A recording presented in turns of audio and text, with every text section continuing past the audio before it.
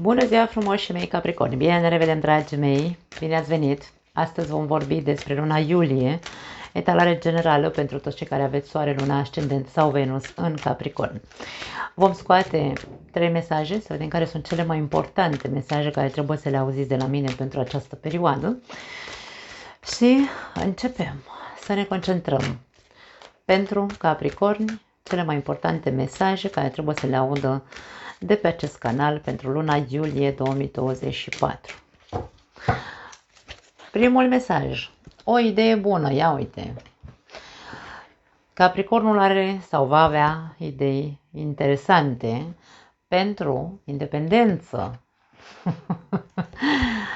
Și avem abandon, una caldă, una rece pentru tine, dragul meu Capricorn, foarte interesant, aș spune că sunt mesaje pozitive.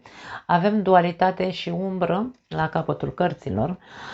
Ce vrea să ne spună ce vor să ne spună aceste mesaje este că indiferent cât de singur te simți, abandonul ce înseamnă? Mă simt singur, mă simt gol pe dinăuntru, da? În viața mea s-au întâmplat lucruri care m-au făcut să mă simt într-un fel sau altul abandonat de soartă sau părăsit de toată lumea. M-am simțit singur foarte mult timp și aici e vorba despre faptul că am trăit o bună perioadă de timp între întuneric și lumină, da? A existat dualitatea asta, această umbră a abandonului. Sau eu m-am abandonat pe mine, ar putea să fie o bună perioadă de timp, nu m-am mai băgat în seamă, n-am mai avut grijă de mine și dintr-o dată în mintea Capricornului se naște sau prinde rădăcină o idee genială care să-l ajute să iasă din această stare de singurătate și care să-l facă să-și recupereze din nou încrederea, independența, încrederea în propria persoană, mie vine să spun aici. Da. Pentru alții dintre voi aceste mesaje ar putea să fie pe plan financiar, să aveți o idee strălucită în care să deveniți din ce în ce mai pe picioarele voastre, da? Din punct de vedere financiar. Hai să vedem ce ne spune tarotul. Pentru voi, dragii mei. De această dată vom scoate cărțile pe față, da? Le vom pune cu fața în sus să le vedem din prima ce vor să ne spună. Prima carte, judecata, trezirea, wow! Capricornul în luna iulie, cred că în primul rând, vei fi mult mai deschis la informații, aș spune. Vor veni foarte multe informații către tine. Poate tu asculți multe, nu știu, poate podcasturi, poate tot felul de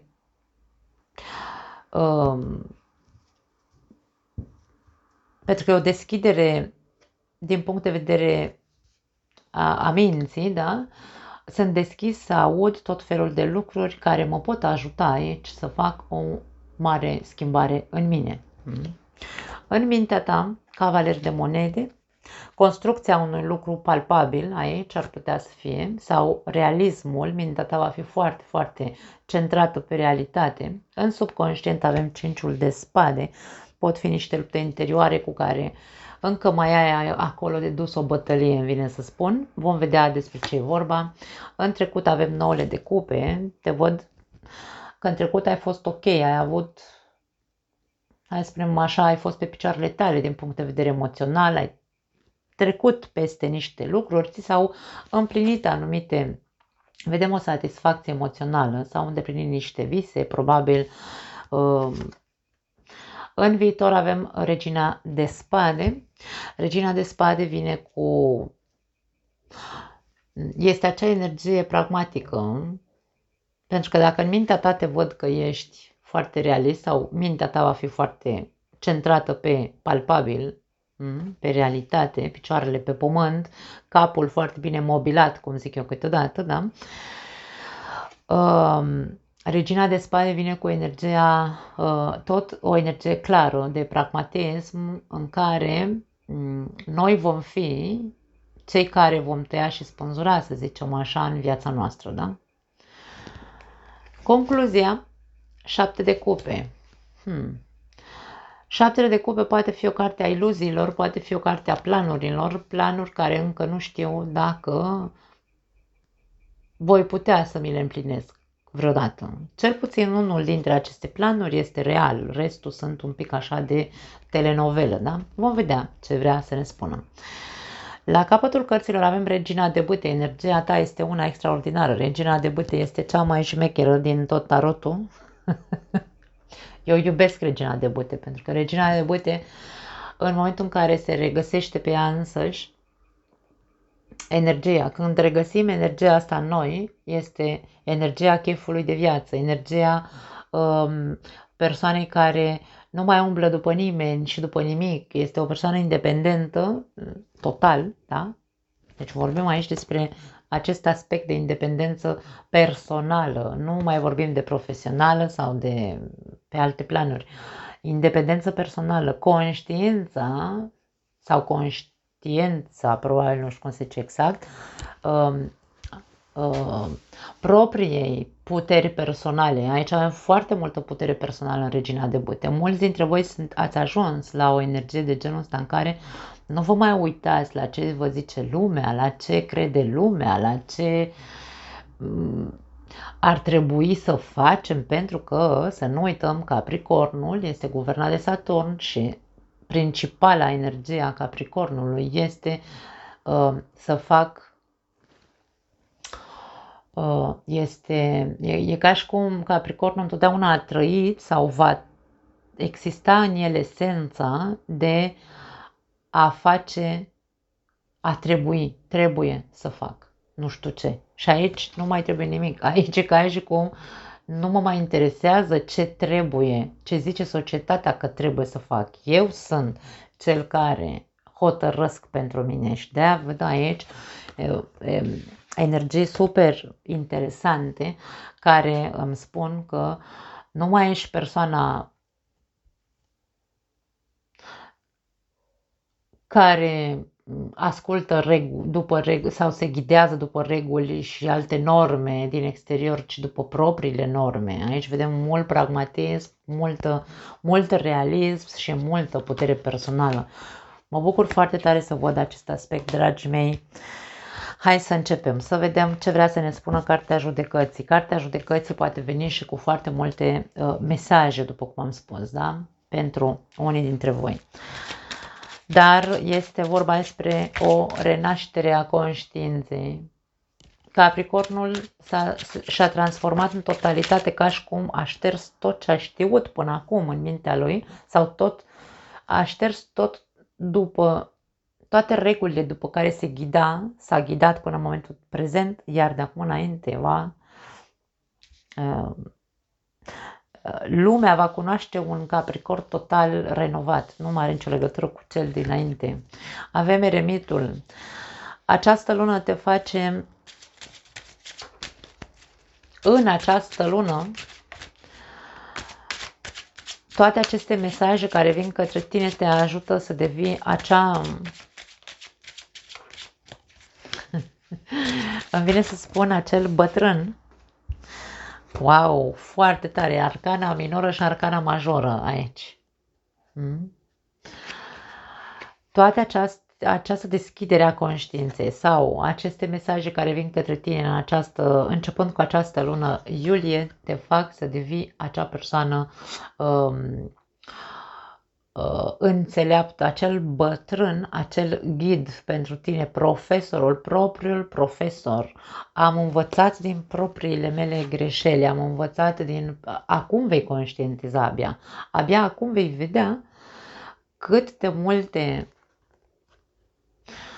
soluții probabil ai încercat să cauți ca să poți să îți deschizi conștiința din ce în ce mai mult, să faci această renovare personală și abia acum vei vedea cât de mult ți-ai consumat energia și cât de puțin ai putut să înțelegi sau nu neapărat că ai înțeles puțin, ci nu te-ai simțit până în această lună, nu te-ai simțit într-adevăr o persoană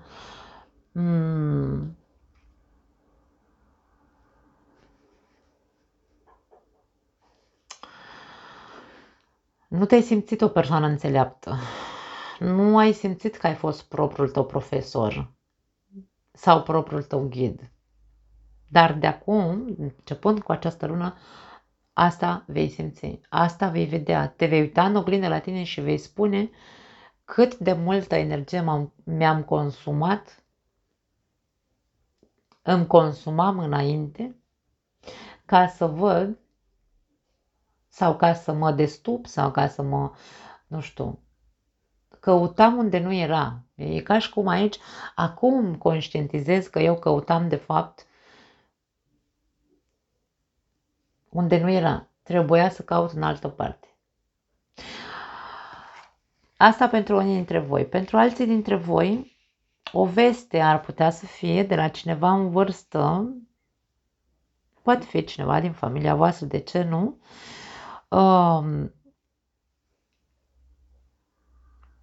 Poate fi vorba despre o, cum spune, căderea la pata unei persoane în vârstă din familia ta. Poate fi nu neapărat o boală, ci poate fi de bătrânețe, pur și simplu. Da? Persoana respectivă a ajuns la o anumită vârstă și, na, ciclul vieții, da? Cam asta este. Nu iese moarte, nu. Pur și simplu a căzut la pat, da? Vei fi anunțat, probabil. Pentru alții dintre voi, veți reuși să găsiți soluția unei probleme care vă consumă de foarte mult timp. Ar putea să fie problema cu un proces pentru unii dintre voi, da? E posibil să găsiți aici o rezolvare sau cel puțin să vă sune avocatul și să vă spună gata, am găsit piesa care ne lipsea, de exemplu, din acest proces ca să putem să rezolvăm. Este un fel de perioadă de schimbare. Ceva se va schimba în viața unora dintre voi, indiferent că e vorba despre acea veste, da? De căderea la pata unei persoane, indiferent că vorbim despre căutarea unei soluții într-un proces, indiferent că vorbim despre faptul că tu acum te vezi pe tine acea persoană înțeleaptă, indiferent că vorbim despre faptul că abia acum tu îți dai seama că ai căutat unde nu era ca să poți să te trezești, da? Indiferent despre ce vorbim aici, ceva nou se întâmplă în viața multor capricorni, da? În mintea ta, cavalerul de monede. După cum am spus mai devreme, cavalerul de monede poate fi energia ta care să ne spună că ești cu picioarele pe pământ, cu mintea limpede și foarte realist. As de bâte și 10 de monede. Pentru unii dintre voi, pardon, această claritate mentală, această minte foarte bine structurată pe care o veți avea în această perioadă, duce la această idee genială pe care o vei avea, despre care ne vorbea acest mesaj, o idee de a face bani, poate un proiect pe care tu l-ai de foarte mult timp în desfășurare, să zicem așa, dar doar la nivel mental. Nu ai pus încă pe piață acel produs, probabil, și aici e vorba despre, în sfârșit, știu cum să încep, știu cu ce să încep. Se vor face primii pași, probabil, pentru a pune pe piață acest nou produs, de exemplu. Pentru alții dintre voi este vorba de intenția ta de a te împăca cu cineva din familia ta. Poate unii dintre voi ați fost într-un fel sau altul, nu știu, certați cu cineva din familie. Putem să vorbim despre faptul că poate unii dintre voi vă judecați pentru o moștenire sau aveți proces cu cineva din familie, un proces care a durat mult timp și care v-a consumat foarte mult și resurse financiare și timp și de toate, da? Și aici vedem cum încet se vede că se termină această poveste, da? Se soluționează această problemă. Pentru alții dintre voi ar putea să fie intenția ta de a te împăca cu cineva din familia ta. Asul de bâte ne poate vorbi despre o împăcare.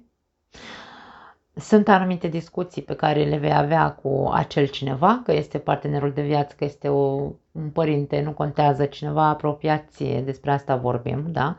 Va fi o clarificare, pentru unii dintre voi se va întâmpla o împăcare cu cineva. Nu știu dacă are legătură neapărat cu iubirea. De moment nu am indicii care să-mi spună că e vorba despre partea sentimentală, această împăcare. Poate cineva care te-a abandonat sau care pur și simplu v-ați despărțit și acum vedem că există intenția, da, de împăcare. Se poate citi viceversa, ar putea să fie persoana cealaltă care vine cu intenția de împăcare, dar pentru unii dintre voi puteți fi voi cei care sunteți, voi sunteți cei care dați primul pas către această persoană. Pentru că veți vedea sau veți realiza că de fapt, păi, nu cred că a fost bine să mă despart de persoana asta. De când persoana asta nu mai e în viața mea, eu parcă sunt așa tot timpul, m-am însingurat, m-am abandonat până și eu, da? Deci aici e vorba despre a conștientiza, unii dintre voi conștientizați că n-ați făcut bine sau, mă rog, sau cel care vine cu împăcarea conștientizează că n-a făcut bine să abandoneze această relație. Ok, în subconștient avem 5 de spade. După cum am spus, 5 de spade ne spune că mai ai niște lupte de dus. Hai să vedem ce-i cu ele. 6 de monede. Mai avem 2 cărți. Wow, justiția și 10 de bâte. Da, tu în subconștient încă ești așa vine să spun, pe supraviețuire sau ești foarte încordat, îmi vine să zic, pentru că ai de rezolvat o problemă care nu ți se pare corectă. Dacă vorbim despre acea judecată sau, mă rog, acel proces despre care vorbeam mai devreme, care te-a tot flălăit în timp, te-a consumat de tot felul de resurse, aici vorbim despre mai e puțin. Încearcă să conștientizezi, dacă vrei, sau deschide-te către a aștepta vești bune, vine să spun, da?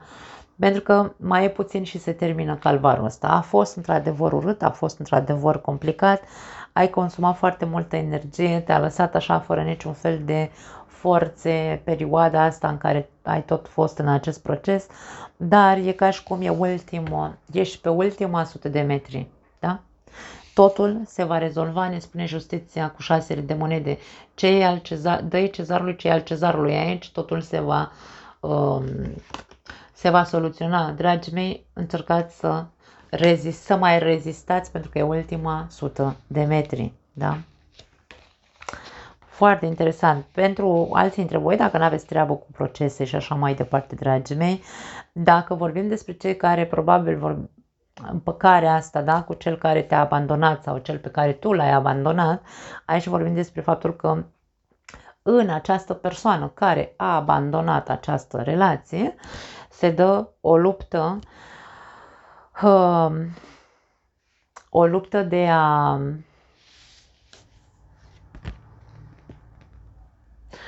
îmi vine să spun lupta de a accepta probabil marele adevăr că nu s-a jucat corect în această relație, mi-e vine să spun. În momentul în care în subconștientul nostru apare justiția și 6 de monede, este momentul cheie din viața noastră în care, cu toate că noi am dus aici o luptă cu explicații, poate. Păi nu, că eu eram tot timpul ăla care făceam de toate în relația asta. Nu, că eu eram ăla care, nu știu, luam totul asupra mea. Tot ceea ce noi apăram, da, că am făcut și că eu am dus tot greu relația astea în cărca mea, nu știu, da? Deci tot ce ne spuneam și avem aici foarte implementat în subconștientul nostru, iese la lumină pentru că adevărul întotdeauna iese la lumină. Și nu e vorba despre faptul că tu mințeai, că poate da, poate făceai mult mai mult decât ar fi trebuit. Dar aici ce vrea justiția să ne spună cu 6 de monede este că tu degeaba te-ai târât sau ai târât după tine această relație, luptând pentru această relație, atâta timp încât balanța era dezechilibrată. Nimeni nu trebuie să facă nimic în exces aici. Lecția care trebuie învățată este că dacă eu am făcut tot ce mi-a stat în putință, am plecat până la urmă din relația asta, pentru că m-am săturat să o car după mine atâta, da, am abandonat-o, ajung la concluzia, pentru că dacă aici îmi dau seama, sunt realist și îmi dau seama, m-am trezit și zic, băi, n-am făcut bine că am plecat, de ce ajung la concluzia că n-am făcut bine? Pentru că justiția vrea scoate la lumină că indiferent cât de multe ai făcut, tu trebuie să conștientizezi că trebuie făcut 50-50. Tu nu poți să ajungi doar să accepti faptul sau să te bați cu pumnul în piept că ai făcut și ai târât după tine relația asta, pentru că nu e... Ce trebuie să înveți și ce trebuie să vezi este că nu trebuie să târăști și să lupți cu cineva sau într-o relație care celălalt nu face nimic, ci pur și simplu să fii just în momentul în care vezi că există dezechilibru și că tu prea tragi cu cârca la relația asta și să pui piciorul în prag când trebuie. De ce? Pentru că așa nu repetăm cicluri, nu repetăm aceeași poveste, indiferent că e cu aceeași persoană cu care tu vrei să te împaci sau cu alta. Da? Pentru că aici este vorba despre acele persoane care comportamentul lor în relație este mereu același, ăla de a se încărca și a face în exces și a târât după ea relația asta, dar care nu-și dau seama de fapt că ceea ce fac nu este coerent. Și se duc, intră în altă relație și fac același lucru și ajung din nou să plece din relația aia, să abandoneze, să divorțeze, pentru că nu poate să o mai ducă. Dar de ce? Pentru că ei se încarcă cu eu, da? Deci aici e vorba despre acceptarea faptului că dacă tu vrei, sau mă rog, cel care se gândește să se împace aici, da? Acela va conștientiza că nu mai poate să fie lucrurile ca în trecut. Să nu mai tragă la căruța asta singur, ci că totul trebuie rezolvat făcut pactul cum ar veni, da?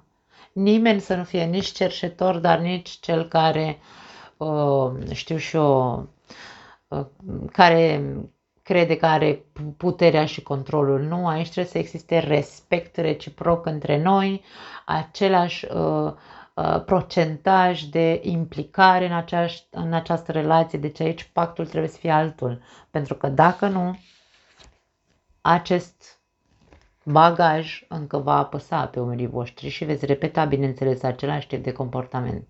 Trebuie rezolvată această problemă de reciprocitate, pentru că probabil de aia s-a abandonat această relație, da? Sau de aia ați divorțat, sau, mă rog. Hai să vedem. În trecut avem mai puțin aici. Dacă vorbim despre planul financiar, aici spusesem că pentru unii dintre voi aveți această idee genială, da, de independență. Pe subconștient, mie vine să spun, încercați să nu exagerați, dragii mei, pentru că voi aveți tendința să credeți că, da, aici credeți cu tărie că așa trebuie făcute lucrurile, ca la carte, într-un fel sau altul, în proiectele tale. Dar trebuie să ții cont de un aspect pe care îl ai în interiorul tău și este foarte inconștient, poate nu-ți dai seama de el. Toată lupta, sau mă rog, nu luptă, toate eforturile pe care tu le depui să faci totul ca la carte, nu fac decât să-ți îngreuneze avansul. Deci e un fel de conștientizează că nu poți să faci totul ca la carte, afacerea sau, mă rog, proiectul nu e o luptă, tu trebuie să faci așa cum tu vezi lucrurile, ce înseamnă pentru tine ca la carte, nu cum zice cartea, ca să ne înțelegem, da? Încearcă să te debarasezi, îmi vine să spun, de povara asta de a face cum scrie în carte, în manual mă refer, nu, să fie ca la cartea ta. Pentru tine să fie reală sau reale eforturile, nu pentru că trebuie să le faci ca să demonstrezi. Atenție la acest aspect. E ceva în tine care este inconștient și tu nu știi. Sau poate știi și nu poți să renunți la această manieră de a face lucrurile, de a zice, da, eu fac, eu pot, eu, nu știu, dacă e vorba despre un job, tu ești cel care stă cele mai multe ore la locul de muncă, faci lucruri care trebuie să le facă alți colegi de muncă, deci aici e vorba de a te supraîncărca, e un exces pe care tu îl ai într-un mod inconștient și aici trebuie văzut și trebuie corectat, îmi vine să spun, corectat acest comportament, da? Indiferent că vorbim de un job, indiferent că vorbim despre o afacere.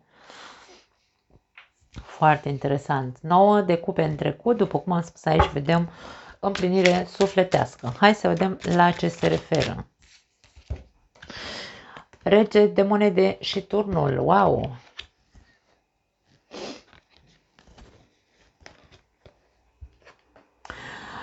Pentru unii dintre voi această împlinire sufletească s-a dat pe plan financiar. Ați reușit să vedeți, să vă vedeți pe voi, îmi vine să spun, cât de buni sunteți în ceva anume. Alții dintre voi, această satisfacție emoțională, această împlinire sufletească, vine în urma unei rupturi sau a unei, nu știu, poate acestui abandon despre care vorbeam, renunțarea la o persoană care practic poate nu-ți oferea altceva decât stabilitate financiară. Poate altceva nu făcea. Da. Pentru unii dintre voi a fost un fel de eliberare. În ultima perioadă a fost o perioadă eliberatoare în care ai renunțat probabil la foarte multe lucruri. Lucruri care nu-ți mai erau de folos, da? Nu-ți mai serveau la nimic.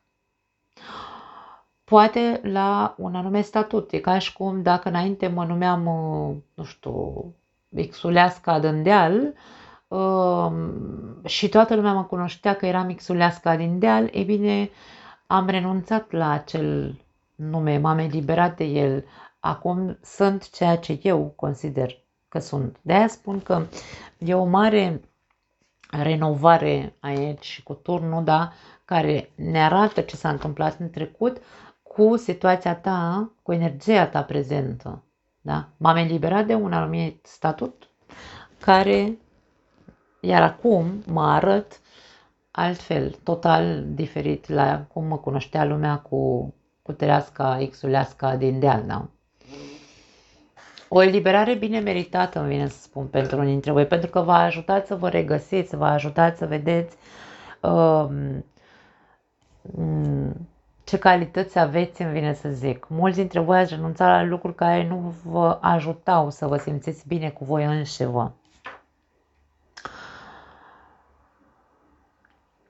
Hai să vedem viitorul. Regina de spade avem, după cum am spus aici. Hai să vedem cu ce vine Regina de spade ca să putem să facem o interpretare corectă.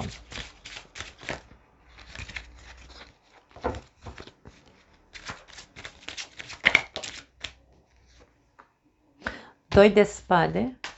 Mă doare capul. Vă doare capul pe vreunii dintre voi? Mă arată acum, așa, îmi pulsează cumva aici. Și 5 de cupe.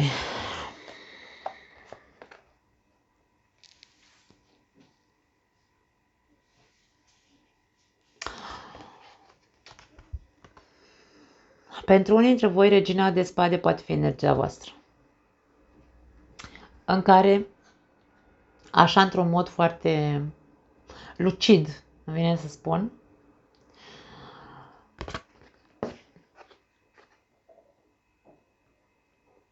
veți rezolva lucruri pe plan emoțional, lucruri pe care le-ați amânat pe plan emoțional. Pentru fiecare dintre voi poate fi diferit aici, nu știu, ce ați refuzat să rezolvați. Ce amânați și nu ați, da, ce n-ați vrut să acceptați în trecut despre voi, aici va exista o mare acceptare pentru unii dintre voi.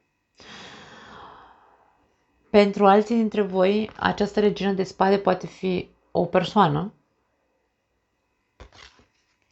care să-ți deschidă ochii și să vezi, ca să poți vedea, îți deschide ochii să poți vedea ce lucruri din trecut sau ce dezamăgiri din trecut încă mai porți în sufletul tău, care te fac să fii reticent, care nu te ajută de fapt să te deschizi din punct de vedere emoțional. Poate fi în legătură cu acest abandon. Poate această persoană îți spune într-un mod foarte direct și foarte pragmatic, pune în evidență un comportament sau o rană. Dacă tu ești cel care a abandonat și vrei să te întorci acum la persoana din viața ta, aici această persoană te va scoate la tablă cumva și îți va spune, ok, vrei să ne împăcăm, de exemplu. De ce ai întârziat atât de mult, îmi vine să zic?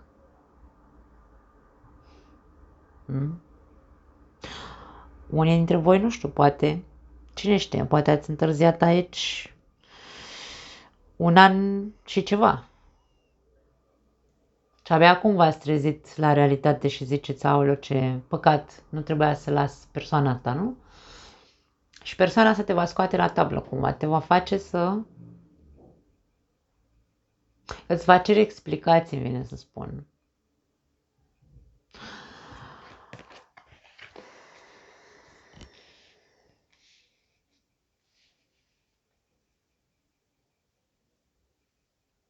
Pentru alții dintre voi este rezolvarea unor probleme din trecut. Veți renunța la a vă mai face că nu vedeți o realitate anume.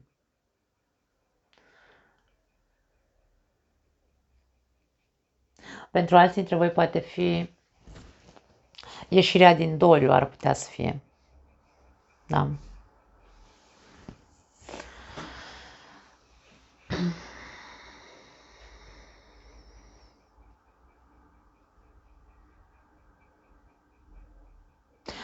Dacă vorbim despre acel proces pentru o moștenire, pentru unii dintre voi posibil să fie pentru o moștenire sau pentru, nu știu, o casă, un apartament, nu știu, ceva de genul, aici vorbim despre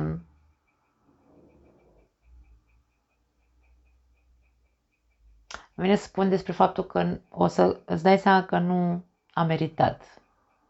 Nu a meritat să pierderea de timp pe care ai avut-o, pierderea de bani, de resurse, da, pe care ai avut-o, moștenirea asta pe care ai primit-o. Și e ca și cum se rup toate legăturile cu persoanele respective sau cu... Rămâi cumva așa cu o tristețe în suflet. O să zici, da, am câștigat, dar aici am un gust amar. Pentru că probabil nu vei mai vorbi cu acele persoane sau nu veți mai vorbi între voi și se va rămâne așa o greutate pe suflet cumva, pe care o vei lua cu tine probabil toată viața, da. Dacă vorbim despre acest job sau această nouă idee de a face bani, încercați să fiți cât mai concreți și realiști posibil. Vă văd că sunteți realiști, cu picioarele pe pământ, cu capul bine mobilat, cum am zis mai devreme, dar aici vedem că dacă tu nu ești foarte clar și aici, mai ales aici, dacă nu scapi de năravul ăsta de a face lucruri în exces, aici e posibil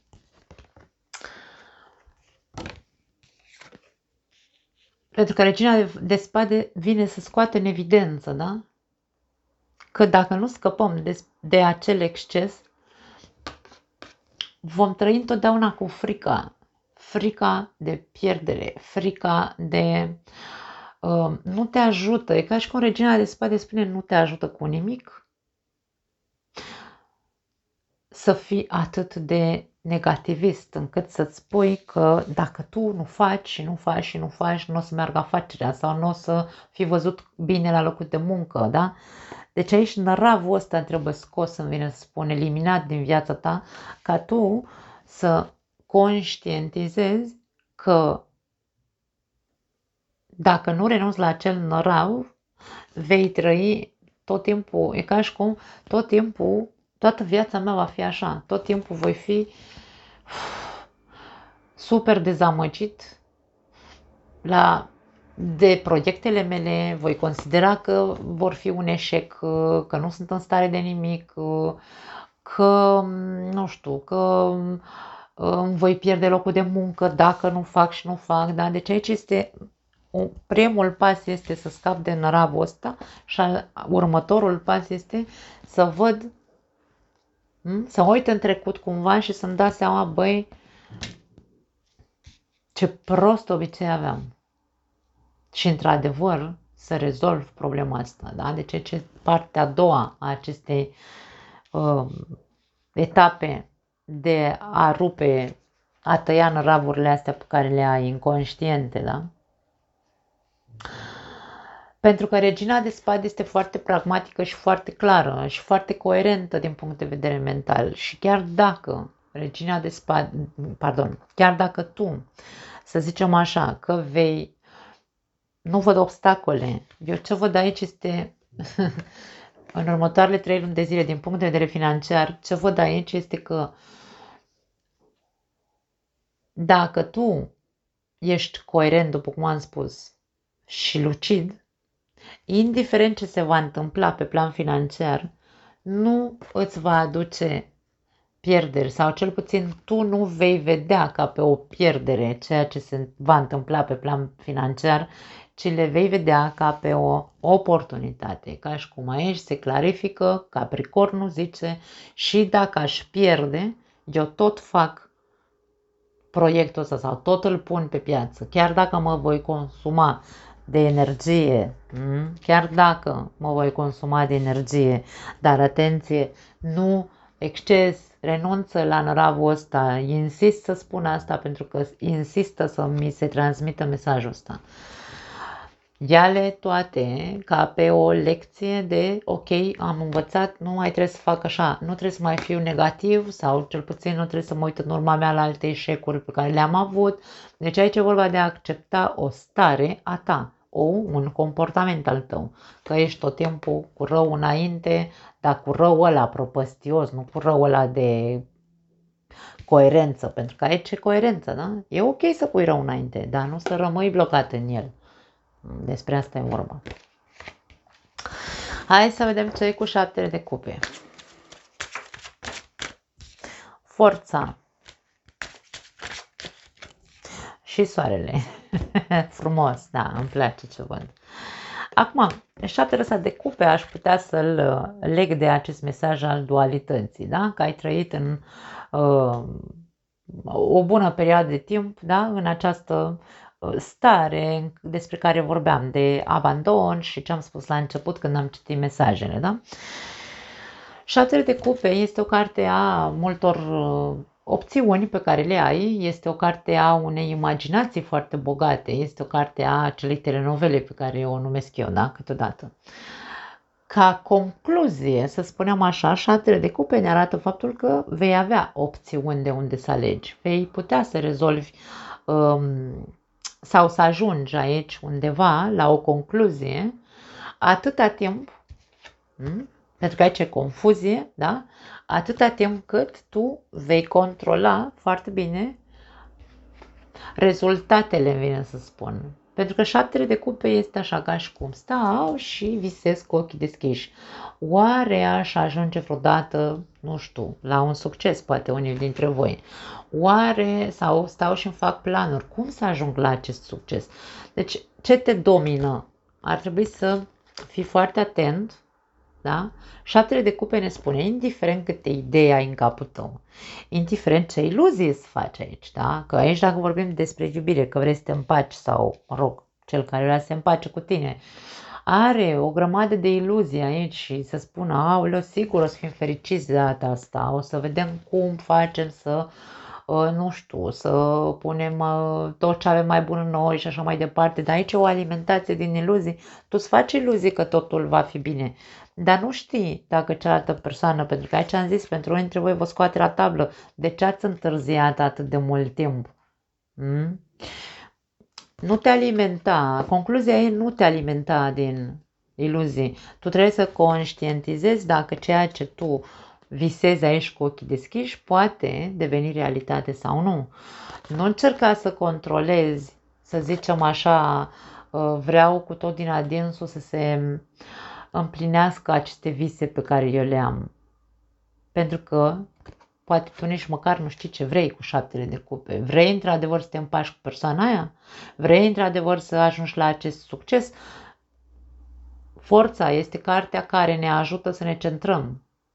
Pentru că aici putem să facem sau să alegem, da? Să trăim în iluzie, să ne păcălim singuri, că vom fi foarte fericiți doar pentru că aici avem instinctul de supraviețuire. Poate fi pentru unii dintre voi, atenție. Ce crezi că vrei să trăiești de fapt?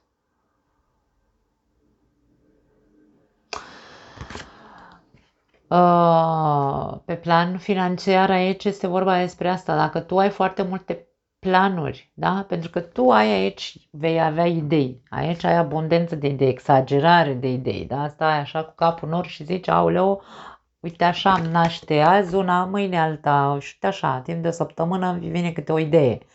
În momentul în care avem o abundență de idei, atât de multe, și, bineînțeles, nu putem să rămânem în starea asta, pentru că dacă nu ne controlăm ideile, vom face haos în jurul nostru. Este o mare exagerare cu soarele, pune în evidență foarte mare, foarte tare, pardon, că este ceva egoic, e ca și cum eu sunt mândru de mine aici și zic că eu sunt cea mai genială persoană și am o grămadă de milioane de idei, da? Nu, nu, stop, aici vine această combinație și zice, indiferent cât de multe idei se nasc în mintea ta, încearcă să le controlezi, să nu îți dea așa pe din afară ca să îți umfle ego-ul și să zici, vai, sunt cel mai tare din parcare. Nu, dă-ți voie așa încet, încet să le iei una câte una și să le bifezi, zici, asta poate să mă ducă la succes, asta nu îmi dă decât așa o mică, să zicem, putere, tot ceea ce îți vine în minte ca să te împuternicești într-un mod egoic, aici, atenție, e pus accentul pe egoism sau pe egocentrism, tot ceea ce tu vrei să întreprinzi doar pentru a-ți umfla ego-ul, nu, așa nu ne spune. Trebuie să fie lucruri sau proiecte care să te ajute, într-adevăr, să-ți folosești creativitatea într-un mod sănătos, în care să te bucuri de ceea ce faci și, bineînțeles, soarele ce face? Expande și încălzește. Așadar, tot ceea ce tu creezi în această perioadă trebuie să fie pentru și trebuie să fie în folosul, în același timp în folosul celorlalți, nu doar ca să-ți umfle ție ego-ul. Despre asta e vorba în concluzia asta. Da?